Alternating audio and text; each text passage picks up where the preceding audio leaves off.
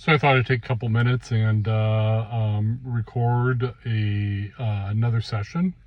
I don't know if I'm going to be able to get through all of this one in 5 minutes, so we might have to break it into two parts. But another exercise that I consistently walk my leadership coaching clients through is based on some research by Rosenthal.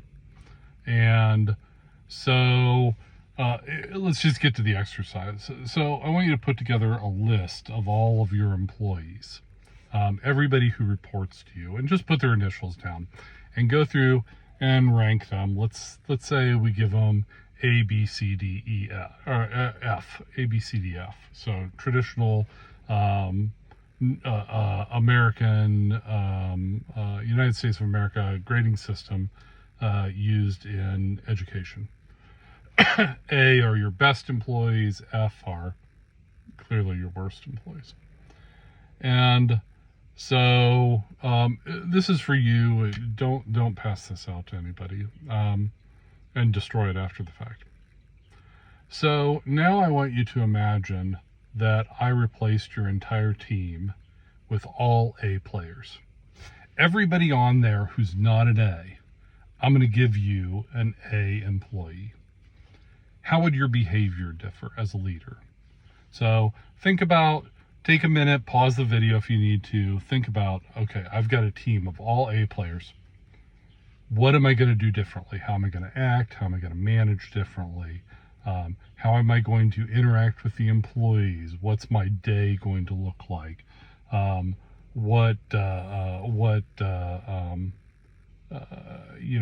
rewards am I going to give? What sort of recognition am I going to do? What sort of tasks is my department going to take on? Okay, so here's where the research gets interesting. So Rosenthal did a research study that where they went into a school and they said, hey, talked to the teacher and they said, hey, we've identified high performing students, and these students are going to come out, bloom into their intellectual maturity here shortly, and you're going to see a marked increase in their performance and their genius and so on and so forth.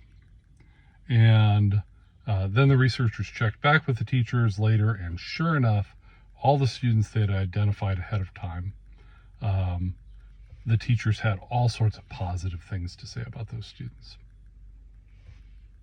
But the students were selected randomly. All Rosenthal did was randomly select students and tell the teachers they had potential.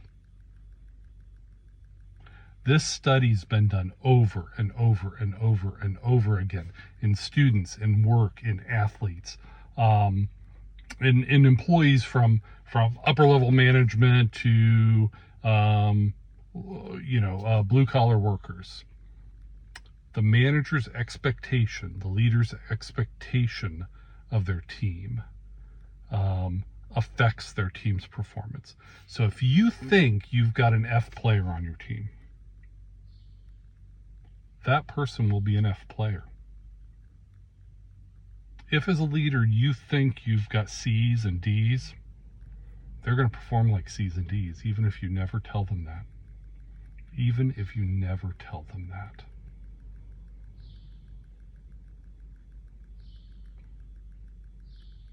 You are the reason, one of the reasons your team performs the way they do. And you can change that by changing your beliefs. Anyway, something to think about. I guess we were able to get through all of that, but